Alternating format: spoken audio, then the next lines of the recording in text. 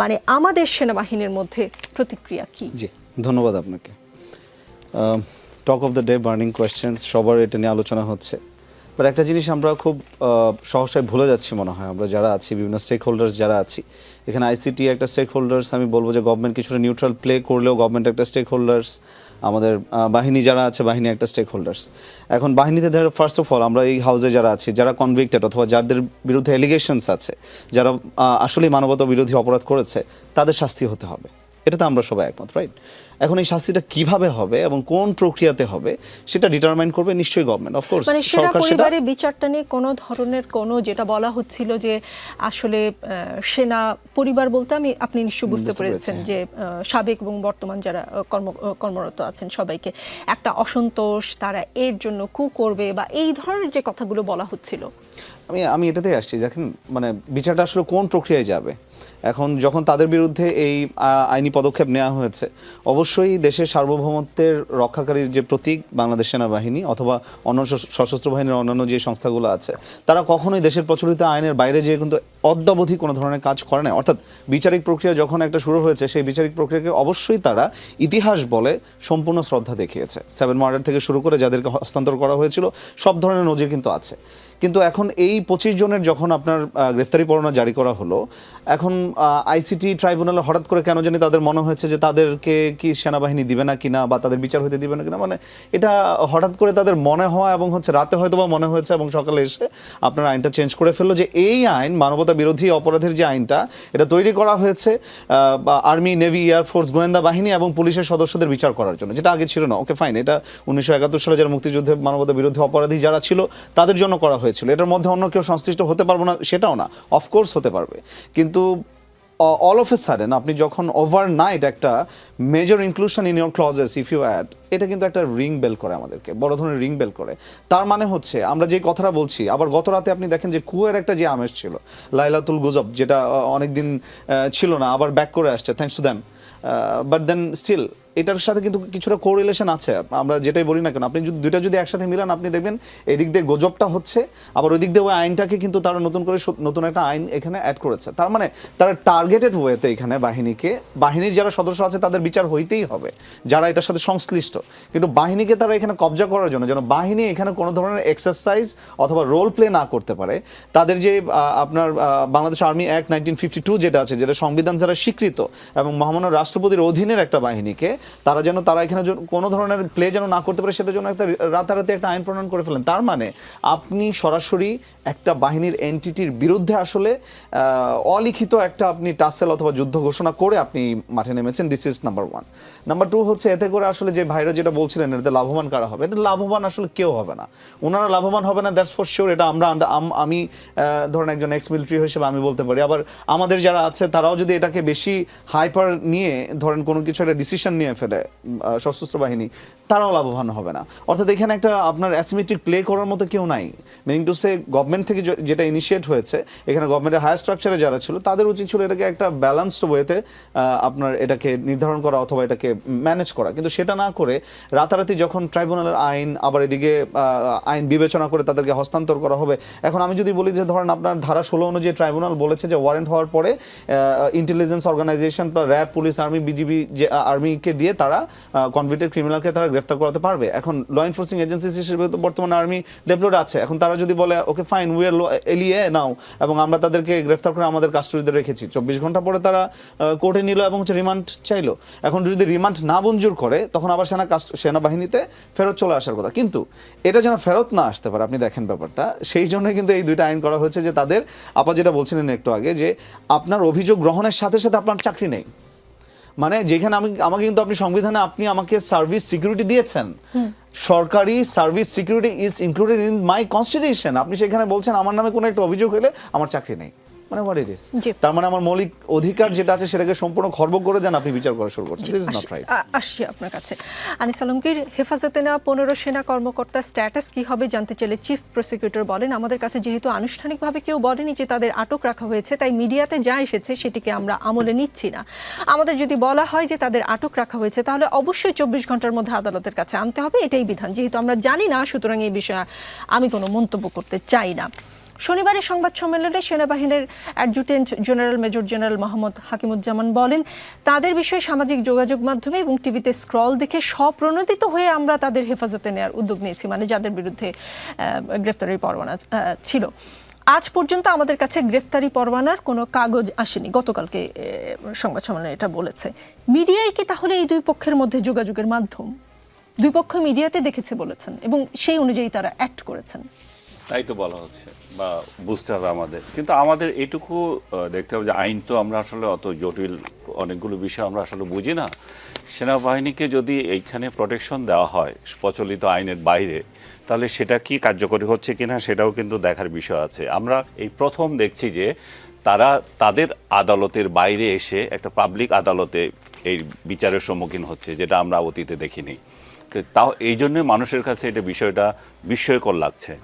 যদি রাষ্ট্রের আইন যদি এটা কভার করে যে তারাও সাধারণ জনগণের মতো তারা এখানে আসতে পারবে, তাহলে ঠিক আছে। আর তারা যেই প্রতিষ্ঠানগুলোতে চাকরি করে এই জিনিসটা কেউ বলছে না, ওই প্রতিষ্ঠানগুলোই তো তাদেরকে ওই প্রোটেকশন দিচ্ছে এবং ওই প্রতিষ্ঠানগুলোর কার্যক্রম নীতিমালা এমন যে সে ওইভাবে অ্যাক্ট করতে পারছে। আমরা এখানে কিন্তু পার্সন খুলে দেখতেছি প্রতিষ্ঠানগুলো কিভাবে করছে। আমি যদি বলি, আমার দৃষ্টিতে 111 থেকে যেই ডিজিএফআই বলেন এবং অন্যান্য সংস্থাগুলো বলেন যাদেরকে অভিযুক্ত করা হয়েছে এই সমস্ত কাজের জন্য, সেই প্রধানগুলো থেকে শুরু করে অন্যরা, আমি তো দেখি 111-এ যে স্টাইলে সরকার চলেছিল, শেখ হাসিনা শুধু এটা কন্টিনিউশন ছিল, এটা নতুন কিছু হয় নাই।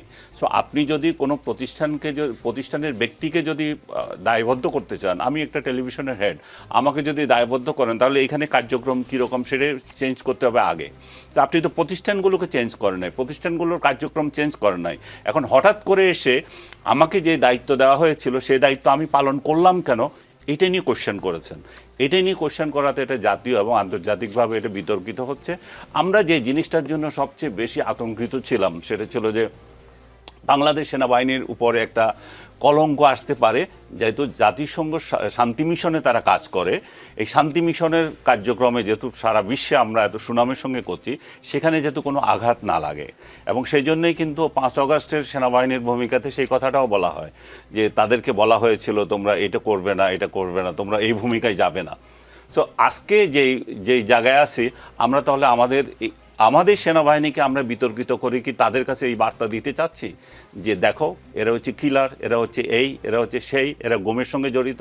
তাহলে আমাদের সেনাবাহিনীর সেই ইমেজ তাহলে আমরা কোথায় নামাচ্ছি? জি,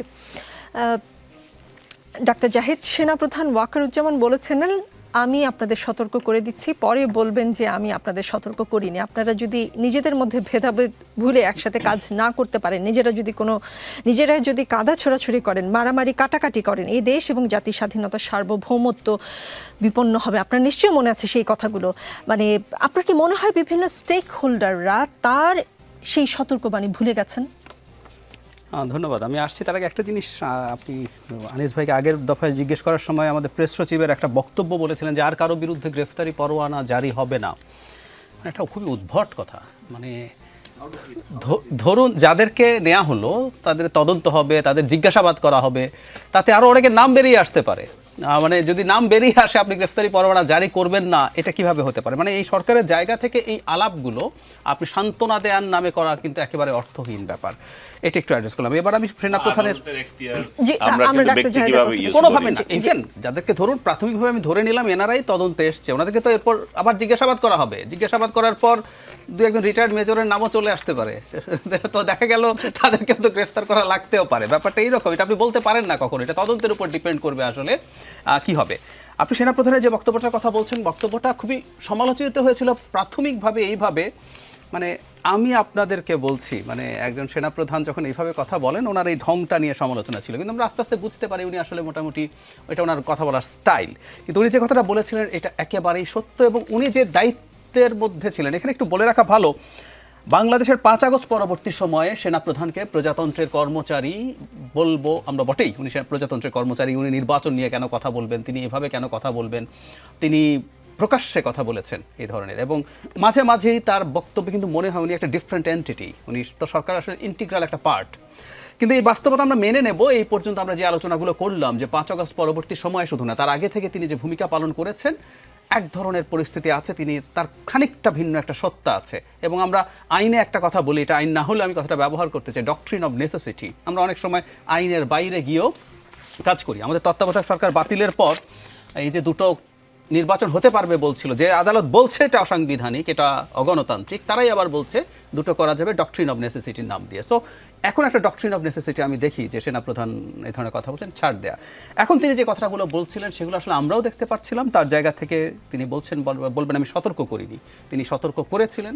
আমরা রাজনৈতিক দলগুলো, রাজনৈতিক দলের বাইরেও বহু মানুষজন নানানভাবে আসলে ঠিক এক ধরনের পুনরাবৃত্তি, তিউনিশিয়াতে যা হয়েছিল, ইজিপ্টে যা হয়েছিল, আমরা সেই ধরনের ঘটনার মধ্যে জড়িয়ে পড়েছি। এবং আমরা আমাদেরকে সব মানে একটা মাত্র প্রতিষ্ঠান যেটা সোফার আমাদের ইন্টিগ্রেটেড রাখার জায়গায় ছিল সেটাকেও প্রশ্নের মুখে ফেলছি, এবং উনি সঠিক প্রমাণিত হয়েছেন এবং আমরা সেই দিকে এগিয়ে যাচ্ছি। জি, রাজনীতিতে বিরতি বলে কিছু নেই, ফিরছি একটু পরে। দেখছেন রাজনীতি, অবসরপ্রাপ্ত মেজর আব্দুল্লাহ আল মাহমুদ।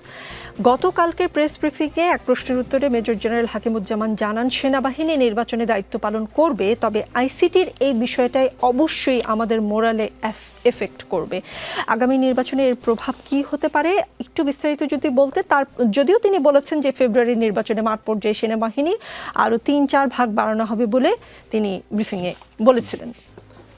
সেনাবাহিনী আসলে তার উপর দায়িত্ব একজন এক্স মিলিটারি ম্যান হিসেবে আমি যেটা বুঝি, বা আমি নিজেও আপনার ভোটের দায়িত্বে ছিলাম, সুতরাং তাদের উপর যে অর্পিত দায়িত্ব আসবে সেটা তারা পুঙ্খানুপুঙ্খভাবে পালন করবে বলে আমরা এটা বিশ্বাস করি, এবং এটা শিওর যে তারা করবে। কিন্তু হ্যাঁ, এইটার একটা রিটেলিয়েশন ইফেক্ট তো আছে। আপনি দেখেন, যখন আমি সামষ্টিকভাবে দেশের জন্য কাজ করে যাচ্ছি, কিন্তু আপনি সেই আমার ভালো কাজগুলোকে যখন আপনি অগ্রাহ্য করছেন, যখন কোনো ন্যাচারাল ডিজাস্টার হচ্ছে আপনি সেনাবাহিনীকে ডাকছেন, রাস্তা বড় ধরনের রাস্তা করতে হবে সেনাবাহিনীকে ডাকছেন, বড় ধরনের বিপর্যয় সেনাবাহিনীকে ডাকছেন, মাইলস্টোন ট্র্যাজেডি সেনাবাহিনীকে ডাকছেন, 3 তারিখে ফায়ার করবে কি করবে না সেনাবাহিনী না বললেও সেনাবাহিনীকে আপনি বলেন এই মুহূর্তে দরকার সেনাবাহিনীর সরকার। কিন্তু যেই কিনা আপনার কোনো একটা আইনি প্রক্রিয়ার মধ্যে আপনি যখন যাচ্ছেন, সেটাতে অন্য পক্ষের কোনো একটা সে থাকতে পারে, আই এম জাস্ট সেইং যে সে থাকতে পারে, যারা convicted criminal, they must be hanged, or যেরকম প্রসিজার অনুযায়ী যেটা করা দরকার সেটা হবে, সেটা নিয়ে কোনো প্রশ্ন নাই। কিন্তু একটা এন্টিটিকে যখন আপনি টার্গেট করে সেই এন্টিটিটাকে ডাউন করার জন্য আপনি ক্রমাগত একটার পর একটা নতুন নতুন আইন প্রণয়ন করছেন, এবং হচ্ছে তার সদস্যদেরকে তারা ডিল করতে পারবে না, আমিই ডিল করব, এরকম একটা যখন মোরালগিরি অ্যাটিটিউড আপনি শুরু করছেন, তখন তো আমি তো অটোমেটিক্যালি ডাউন হয়ে গিয়েছি, এবং আমার এটা মোরাল ইফেক্ট পড়বে, অফকোর্স পড়বে, এবং এটার ইম্প্যাক্ট অফকোর্স এটা আপনার নির্বাচনে তো পড়তেই পারে। ল এনফোর্সিং এজেন্সি হিসেবে যখন এবার সেনাবাহিনী এবার থাকবে, স্ট্রাইকিং ফোর্স হিসেবে না, স্ট্রাইকিং ফোর্স এবং ল এনফোর্সিং এজেন্সির মধ্যে একটা বড় তফাৎ আছে, যেহেতু কেন্দ্রের ভিতরেও থাকার মতো দায়িত্ব তাদের আছে। এখন আপনি যখন একটা দেশের শেষ রিসোর্টকে বা আইনশৃঙ্খলা বাহিনীর রিসোর্টকে আপনি ভেঙে দিতে চাচ্ছেন, মনোবল ডাউন করে দিচ্ছেন, কার্ভ করে দিচ্ছেন, তাদের কাছ থেকে আপনি 100% এক্সপেক্ট করাটা মনে হয় যে সমীচীন না। কিন্তু আমরা এটা আবার বিশ্বাস করতে চাই, এই এরকম অনেক ঝামেলা আগেও হয়েছে, 3 আগস্টের পরে 5 আগস্টের সময় পরেও হয়েছে অনেক কিছু, কিন্তু আমাদের সেনাবাহিনী এই বিষয়গুলোকে সুন্দরভাবে অবলোকন করে তারা সঠিক সিদ্ধান্ত নিয়েছে এই যাবৎকাল পর্যন্ত, এবং নির্বাচন তদারকির ক্ষেত্রেও তারা সঠিক সিদ্ধান্ত নেবে বলে আমি মনে করি। কিন্তু এই ক্ষেত্রে সরকার পর্যায়ে যারা আছে, আমি এখানে বলবো মাননীয় প্রধান উপদেষ্টার কথাই বলবো, যেহেতু একটা স্টেট লেভেল ইস্যু, যে স্টেটম্যান শুড গেট ইনভলভ। এখানে আপনি অন্যান্য স্টেক হোল্ডার্স তো থাকবে, কিন্তু স্টেটসম্যান হিসেবে ওনাকে এখানে ইনভলভ হওয়া দরকার, এবং এইখানে কোনো ধরনের ফিড গ্যাপ থাকে সেটাকে অ্যানালিসিস করে সেই গ্যাপটা পূরণ করা অত্যন্ত দরকার। অথবা আর না হয় আসলে আমাদের বাজে ধরনের কোনো একটা অভিজ্ঞতা হতে পারে। ইন এ সেন্স আমি বলছি না যে কোনো কুয়ো, যে লাইলাতুল গজবের কুয়োর কথা অসম্ভব, এটা হবে না। আমরা জানি আমাদের জুনিয়র অফিসার প্লাস সমসাময়িক অফিসার যারা আছে তাদের সাথে আমাদের যোগাযোগ হয়। বাংলাদেশে যে ডিপ্লয়মেন্ট বর্তমানে আছে, অলরেডি তো ডিপ্লয়েড আছে, যে কোনো সময় তো আসলে তাহলে ক্ষমতা দখল করতে পারতো, 3 আগস্টের পরবর্তী থেকে শুরু করে অদ্যাবধি পর্যন্ত করে নাই, করবে না ভাই।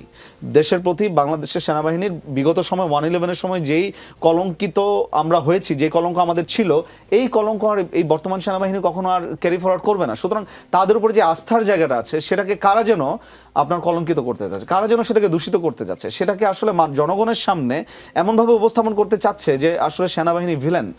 আমরা যার মাধ্যমে দেশের সার্বভৌমত্ব রক্ষা করতে যাচ্ছি, দেশের পতাকা ধরে রাখতে যাচ্ছি, তাকে যখন আমি ভিলেন করতে যাচ্ছি, কারা করতে যাচ্ছে, এটা অবশ্যই হতে দেখা দরকার। ব্যারিস্টার রুমিন ফারহানা, যেটা বলেছেন মেজর জেনারেল হাকিমুজ্জামান, যে আইসিটির এই বিষয়টা অবশ্যই আমাদের মোরাল এফেক্ট করবে, সেইটা করাটা অস্বাভাবিক কিনা জানাবেন। সাথে আরেকটা বিষয় মাঠের আলোচনায় আছে, নির্বাচনের আগে সরকার পরিবর্তন হতে পারে। এটা কি কেবলই মাঠের আলোচনা, নাকি উচ্চ মহলের আলোচনার টেবিলের সিরিয়াস ইস্যু? দুটো প্রশ্ন। ডেফিনেটলি সেনাবাহিনীকে মরালি যেভাবে ব্রেকডাউনের চেষ্টা হচ্ছে গত 14 মাসে, তার একটা এফেক্ট তো ইলেকশনে আসবেই। ইলেকশনের আগেই এখন কিন্তু অলরেডি সেনাবাহিনী মাঠে আছে ম্যাজিস্ট্রেসি পাওয়ার নিয়ে। এর মধ্যে আমরা দেখলাম একটার পর একটা ঘটনা ঘটছে এবং অলমোস্ট প্রতিদিন কোথাও না কোথাও কোনো না কোনো ঘটনা ঘটছে। গতকালকে একটা নিউজে দেখলাম একজন পুলিশ কর্মকর্তা বলছেন, আমি এই দেশে আর চাকরি করতে চাই না, আমি চাকরি বদলানোর চিন্তা করছি, কারণ এখন যে কেউ যে কোনো সময় আসলে আমাদের গায়ে হাত তুলে ফেলে। সম্ভবত একজন রিক্সা চালক তাকে মারতে এসেছিলেন, এর পরিপ্রেক্ষিতে একজন অ্যাডিশনাল এসপিকে কিভাবে হেনস্থা করা হয়েছে কিছুদিন আগে আপনারা দেখেছেন।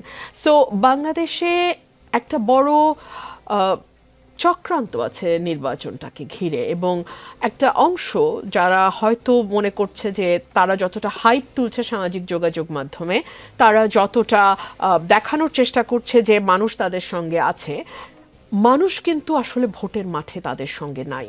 সো যেই মুহূর্তে একটা নির্বাচন হয়ে যাবে, নির্বাচনটা যদি সুষ্ঠু হয়, তাহলে কিন্তু দুধ কা দুধ পানি কা পানি খুব পরিষ্কার হয়ে যাবে যে আসলে কার ভোটের ব্যাংকের অবস্থা কীরকম।